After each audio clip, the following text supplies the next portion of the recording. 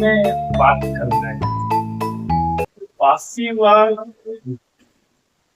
तो विभिन्न तरह से विभिन्न लोग परिभाषित करते हैं। कि इस परिचर्चा का विषय सबक भी है। फांसीवाद सबक के जो सबक है और साथ साथ आगामी टास्क भी जिससे शीर्षक में क्या करना चाहिए। तो सबसे पहले जब फांसीवाद की बात हम करेंगे तो खास तौर से एक बात स्पष्ट होता है कि भावनात्मक बातों फांसीवाद के अंतर्गत भावनात्मक प्रवृत्तियों को जन्म दिया जाता है, लेकिन उसके सैद्धांतिक किसी भी विचार होंगे उसके सैद्धांतिक पक्ष अगर हम देखेंगे तो उस फांसीवाद के अंतर्गत तर्क शक्तियों को हरास किया जाता है। लेकिन फांसीवाद के अंदर सिर्फ एक लोगों को भावना रूप से प्रेरित करके जला करके अपने काम को निकालेंगे। इसलिए इसको सर्वाधिकारवाद के रूप में जाना जाता है। सब कुछ अधिकार हमारे हाथ में कंट्रोल नियंत्रित हो, इस रूप में जाना जाता है। क्योंकि इसमें बौद्धिकता नहीं होती है और इसमें तर्क शक्तियां नहीं होती है। ये सिर्फ जनता के बीच में एक भावनात्मक लहर दौड़ाई जाती है और उसके आधार पर तो इसको विभिन्न तरह से लोग विभिन्न तरह से परिभाषित करते हैं। लहर के खिलाफ वह शक्तियां खासतौर से गोलीबारी शक्तियां का ये नए रूप के रूप को स्थापित करने के लिए इस तरह देखने को हम लोग को मिलता है।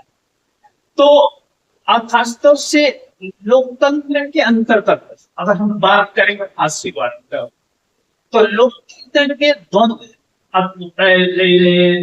लोकतंत्र की कमियों के वजूद से ही ये फांसीवादी ताकत पनपता है।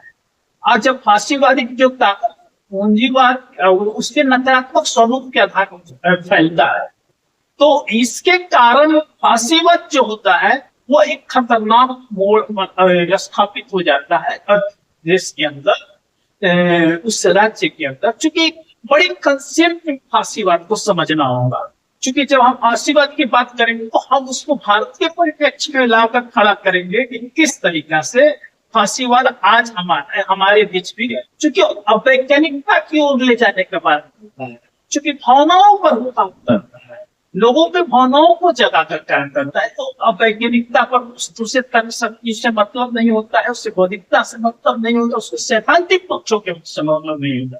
उसको मतलब होता है समाज के अंदर अपनी वर्चस्व, अपना सत्ता, अपना एक अधिकार कायम करने के लिए वह कंडा करता है। ठीक उसी तरीका से जैसे जिस तरीका से राष्ट्रवाद के नाम मुसोलिनी ने कहा सब कुछ देश है, सब कुछ देश है, देश से अलावा कुछ नहीं है, इसलिए सब कुछ राज्य है, राज्य के अलावा कुछ। मुसोलिनी का ये स्लोगन ही ये निर्देशित करता है कि बाकी कुछ पर मत सोचिए और मैंने जो हमारा राज्य देश के हित में है, इसीलिए वो ये क्या ना सफाई देता है कि वास्तव रूप में क्लियरफाई करता है कि युद्ध की स्थिति जब आता है तो युद्ध होना चाहिए, प्रजातियों पर हमला होता है तो वह होना चाहिए। ये फांसीवाद का कंसेप्ट है, यानी समाज में नफरत की भावना को बढ़ाना।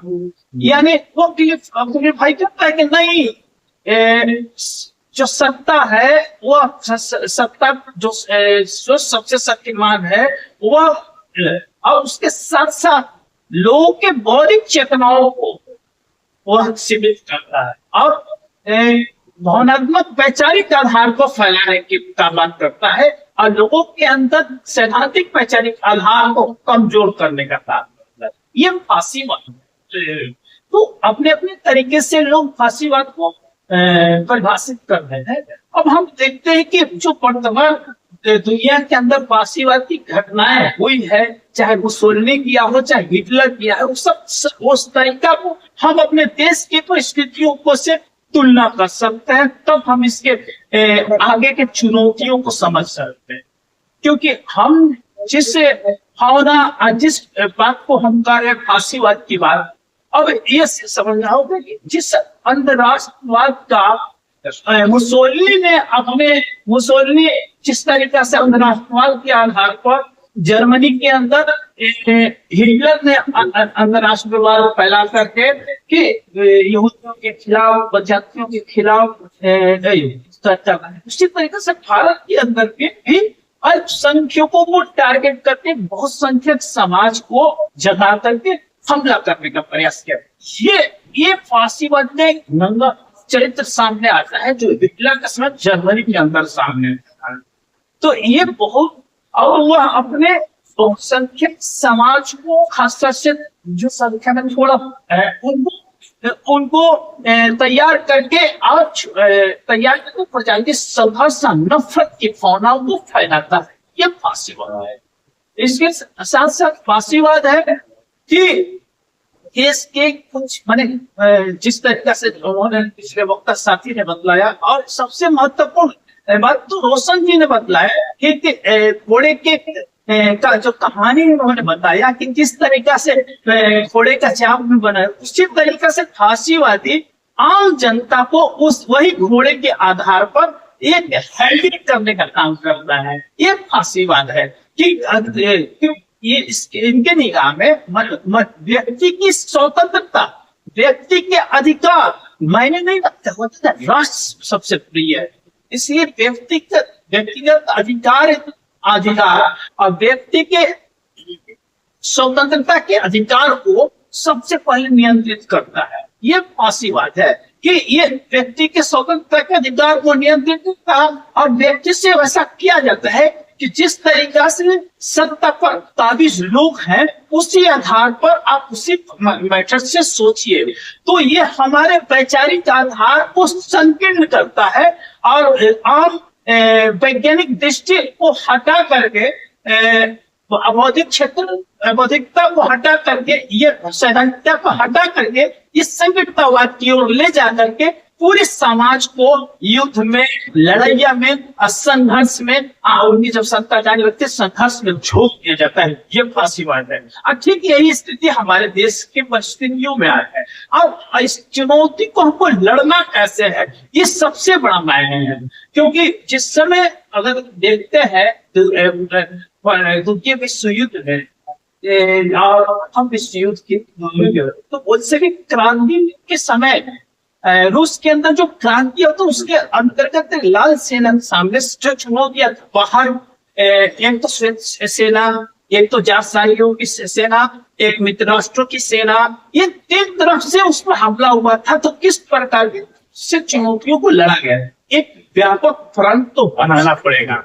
ये क्योंकि इस फांसीवादी ताकत को रोकने के लिए हम इस बात को से सहमत है कि उन सभी शक्तियों को एक व्यापक फ्रंट के माध्यम से तैयार करके एक लड़ाई तो लड़नी पड़ेगी इस देश के अंदर। नहीं तो जिस तरीका का चुनाव होगा, जिस तरीका का आने वाले एक देश, एक राष्ट्र, एक दल, एक पार्टी, एक लोग ही का स्लोगन दिया जा रहा है, एक ही दल रहेगी, एक ही पार्टी रहेगी, एक ही चुनाव रहेगा, तो ये आने वाले दिन एक खतरे का संकेत फांसीवाद के चरम स्थिति पैदा करने जा रहा है। इसलिए आपको इस एक व्यापक फ्रंट बनाकर इस लड़ाई को लड़ना पड़ेगा।